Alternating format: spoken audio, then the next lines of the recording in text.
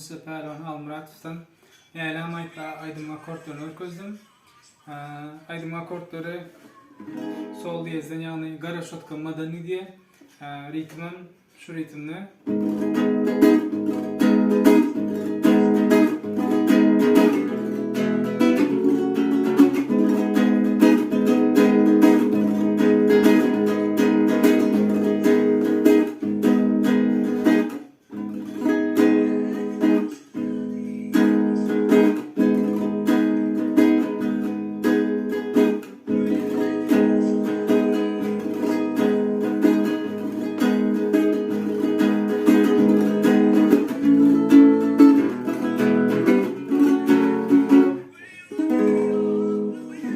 Çekimin bir yarım ton yukarıdan öylesi yani.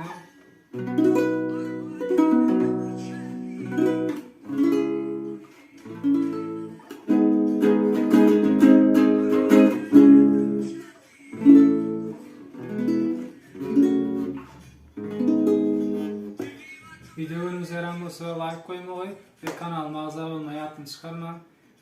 Başka sorularınız ya da indiki gelecek videolarda haysaydım akorunu koymamı isterseniz aşağı tutmayın belirler kesin. İndiki videolarda görüşeceğinize hoş sağ olun.